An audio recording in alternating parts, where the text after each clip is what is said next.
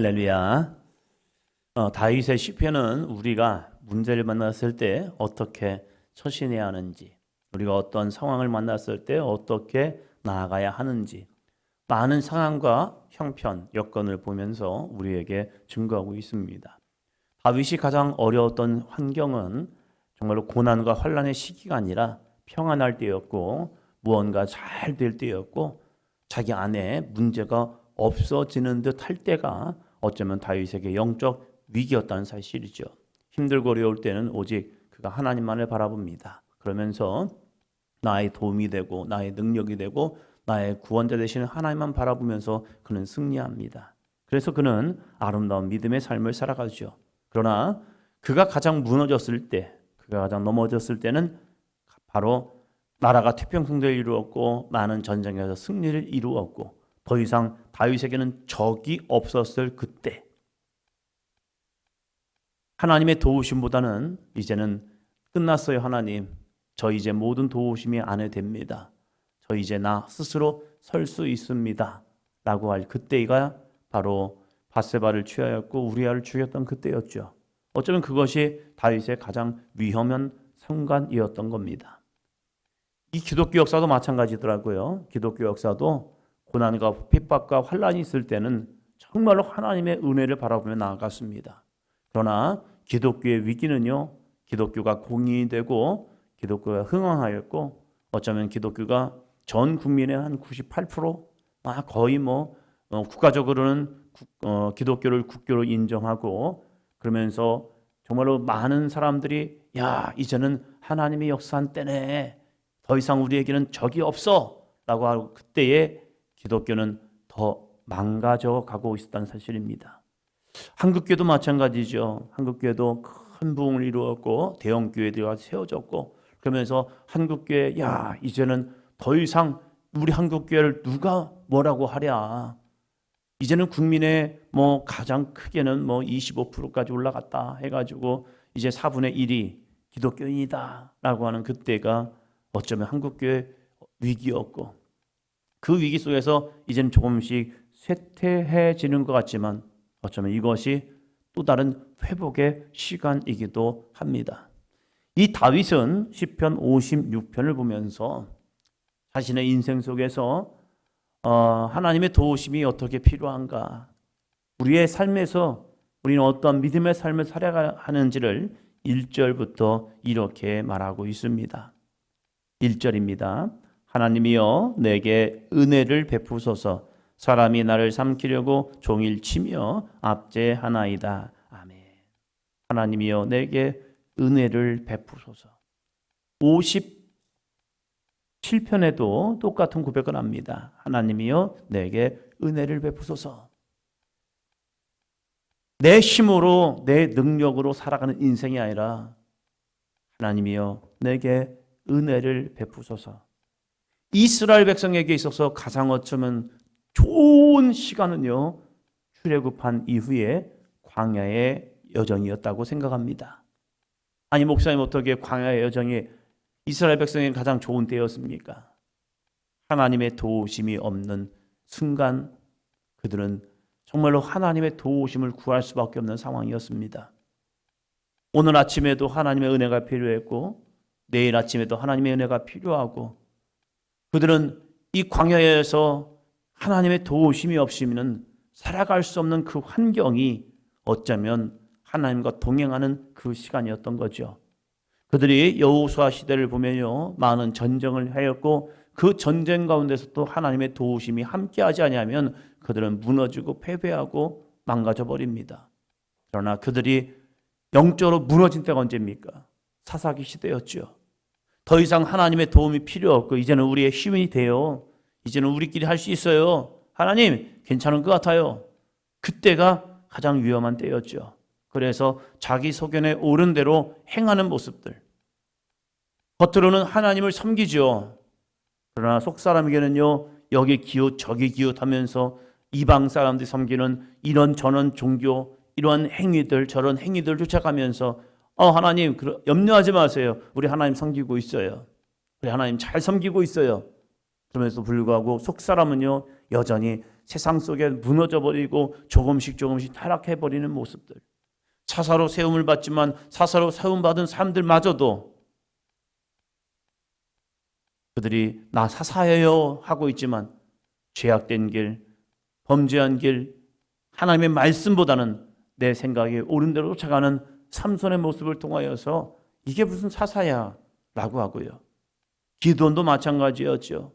기드온도 정말 하나님의 열심을 가지고 많은 역사를 이루었지만 그의 자녀들은 기드온의 열심이 아니라 자기들의 욕망과 욕구를 쫓아가다가 무너졌던 그들의 신앙들이요.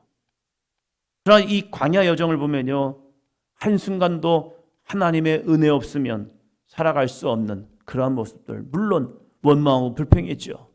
그럼에도 불구하고 그들이 하나님의 즉각적인 심판 앞에서 돌이켜 회개하며 하나님 살려주세요, 살려주세요 했던 그들의 모습들이요. 다윗도 마찬가지입니다. 고난은 있습니다. 환난은 있습니다.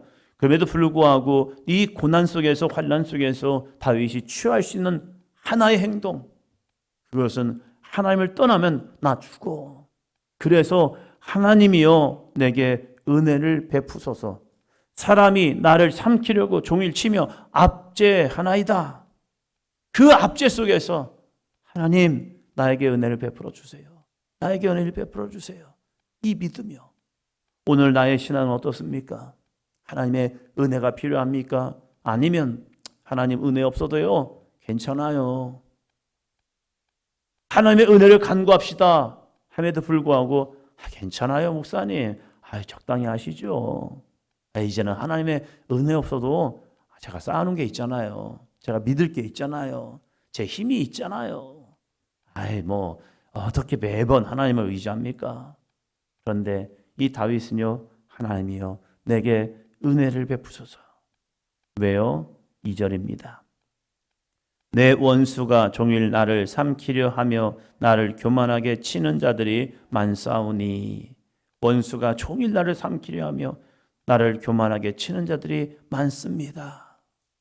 이것이 다윗에게는 힘든 모습이 있어요. 고난입니다. 환난입니다. 때로는 정말 언제까지 이 길을 가야 하지? 라고 하면서 마음이 참 힘들고 아픔하는 것 뻔히 압니다.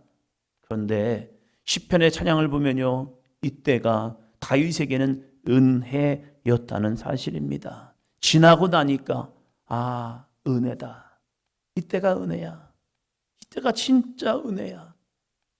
많은 목사님들이 자신들의 목회 여정을 쭉 돌아보면서 고백하는 것은요, 교회가 많이 부흥하고 정말로 많은 성도들과 함께 신앙생활을 하면서 그들을 인도하는 그때를 보면서 하나님이 이때가 은혜예요. 제가 이렇게 지금 목회를 하고 있거든요. 이러한 것을 자랑하는 목사님보다 정말로 힘들고 어려웠던 때 정말로 하나님의 은혜를 간구하며 여러 가지 빚으로, 여러 가지 문제로, 여러 가지 정말로 어떻게 해야지 하루하루를 하나님의 은혜 없으면 살아갈 수 없는 그 시간 회고하면서 그때가 정말로 은혜였습니다. 그때가 정말로 하나님과 동행하는 시간이었고요. 그때 하나님이 매 순간순간마다 채워주시는 은혜, 인도하시는 은혜를 보면서 하나님의 은혜입니다 라고 고백하는 그 목사님들의 모습을 보면서 그렇지. 오늘 나의 삶 속에서도 오늘이 정말로 하나님의 은혜의 때구나. 왜요? 하나님의 은혜 없으면 살아갈 수 없는 환경과 여건이기 때문입니다. 그래서 다윗이 하는 건 무엇입니까? 끊임없이 그가 하는 것은요, 바로 3절입니다.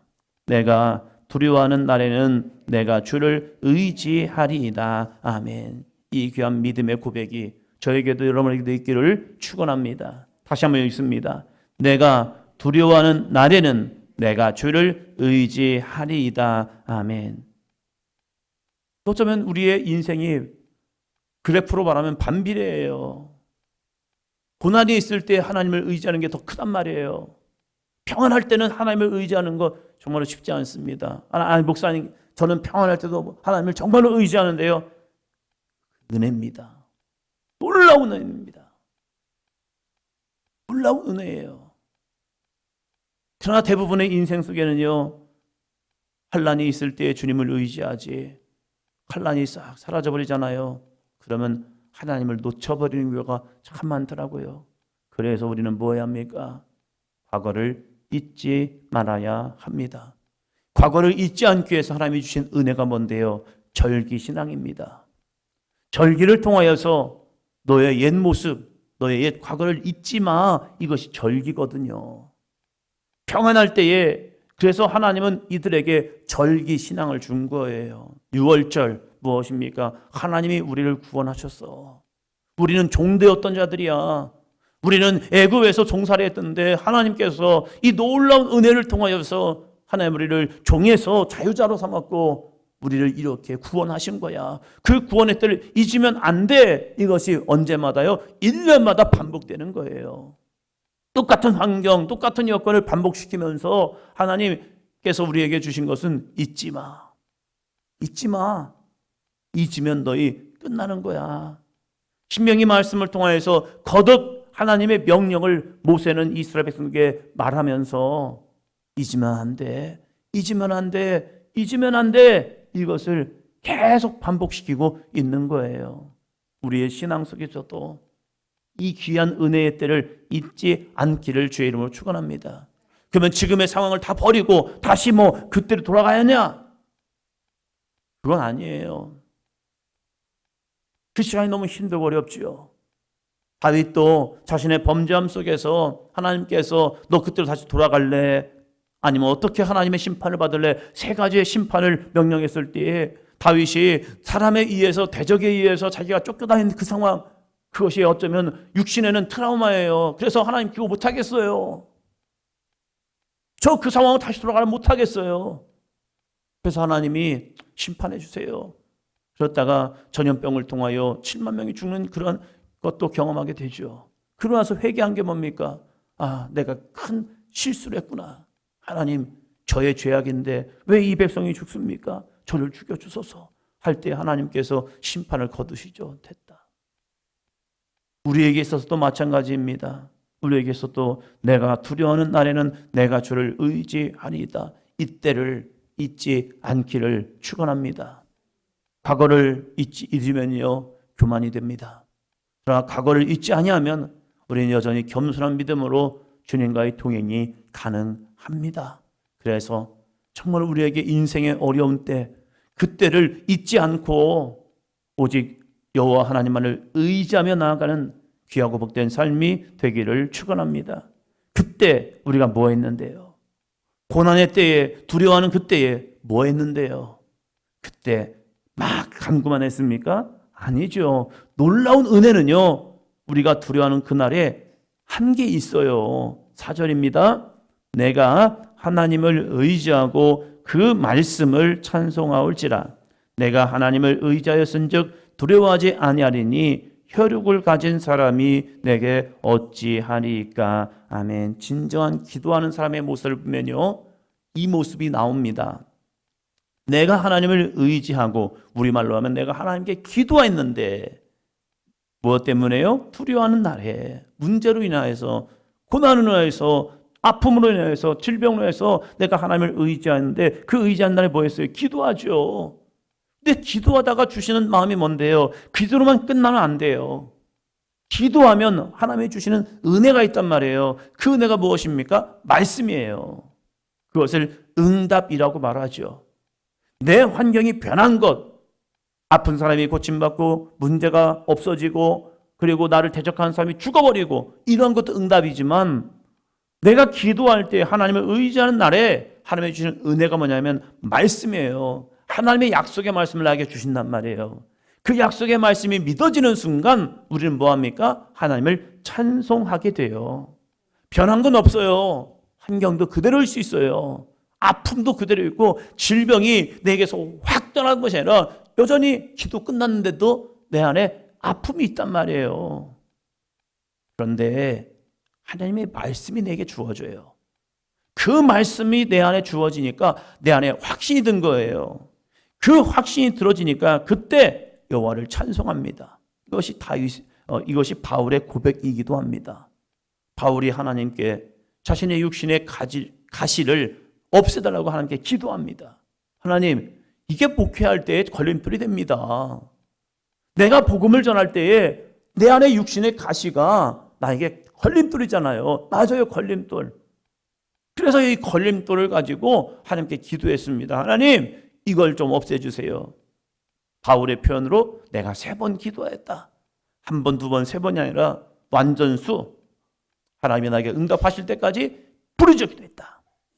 열심히 기도했는데 하나님이 응답을 주셨어요. 그 응답이 뭐냐면 말씀이요. 내 은혜가 내게 족하다. 이게 말이 됩니까? 어떻게 그게 가시가, 육신의 가시가 은혜가 됩니까? 그런데 하나님이 그걸 풀어주시잖아요. 이 바울에게 너의 육신의 가시가 너의 은혜야. 이것이 딱 주어지는 순간 갑자기 모든 게 풀려버리는 거예요. 아, 그렇구나. 하나님이 더 이상 설명해 준 게 아니라 그 말씀이 주어졌을 때 바울 마음에 그냥 풀어지는 거예요. 아하, 그렇구나. 그럴 때 더 이상 이 육신의 가시가 그의 올무가 된 것이 아니라 하나님의 말씀을 듣고 보니 아, 나에게 은혜라고? 그럼 내가 그 은혜 속에서 뭘 해야 할까? 찬송해야죠. 하나님, 맞습니다. 내 연약함이, 내 부족함이, 내 문제가, 내 환난이 은혜네요. 그러면 내가 이제는 여호와를 찬양할게요. 이 찬송까지 나가는 그 사람 응답된 겁니다. 우리가 주님 앞에 두려워하는 그날에 주님을 의지하고 그 의지하는 삶 속에 하나님의 말씀이 내게 응답으로 주어지고 그 응답 속에서 하나님 아닌데요. 이거 응답 아닌 것 같은데요. 아, 하나님 이거 어떻게 응답일 수가 있어요?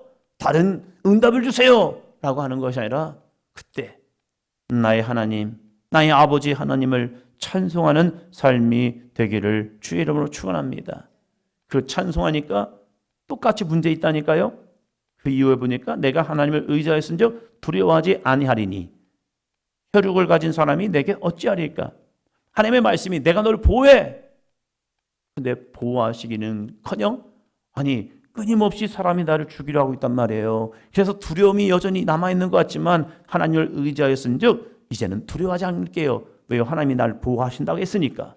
그래서 그가 선포하는 겁니다. 혈육을 가진 사람이 내게 어찌하리까? 맞아요. 하나님이 나를 보호하신다고 했으니까 이제는 두려움이 아니라 말씀에 확신을 갖네요.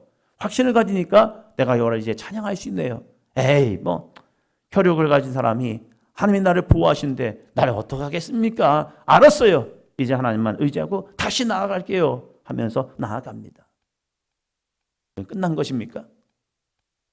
아, 이렇게 하면 이제는 담대하게 막 끝나서 막 활보하면서 살아갈 수 있을까요? 아닙니다. 이 다윗이 또 하는 게 있습니다. 57편 7절이요. 57편 7절. 하나님이여 내 마음이 확정되었고 내 마음이 확정되어 싸우니 내가 노래하고 내가 찬송하리다. 아멘. 그러면 나 이제 문제 하나 건너뛰었으니까 문제 하나 넘어섰으니까 이제는 다음에는 이 문제 때문에 안 넘어질 거야. 아닙니다. 이게 내 연약함입니다. 이게 내 부족함인 거예요. 사단은요 이 문제 앞에 내가 반응할 걸 알아요. 다윗에게 있어서 이 문제가 다윗을 요동칠 것 뻔히 압니다. 그래서 사단이 또 다윗을 건듭니다. 사람을 통하여, 환경을 통하여, 문제를 통하여 또 건듭니다. 또 건드니까 반응이 일어나요. 나도 모르게 소스라칩니다. 그럴 때 나에게 두려움이 또 와요. 그럴 때에 이 다윗은 어떻게 하느냐? 하나님이여 내 마음이 확정되었고 내 마음이 확정되었습니다. 다시 문제가 벌어질 때에 아니야, 이겨냈잖아, 이겨냈었어, 승리했었어, 또 나는 승리할 거야 하면서 마음을 붙잡고 또 마음을 붙잡는 거예요. 할렐루야. 이제는 넘어지지 않으리라. 이제는 다시 넘어지지 아니하리라. 사단이 나를 또 넘어지려 하지만 아니, 나는 넘어지지 않을 거야. 주님, 저 넘어지지 않고 싶어요. 그래서 제 마음을 붙들게요. 또 내 마음을 붙들게요 하면서 여전히 자신의 마음을 붙들고 또 또다시 일어나고 또다시 일어나서 그가 하는 것은 내가 노래하고 내가 찬송할게요. 이 고백이 있습니다. 사랑하는 성도 여러분, 오늘 이 56편, 57편을 집에 가서 한 번 더 읽어보시기 바랍니다. 그렇구나.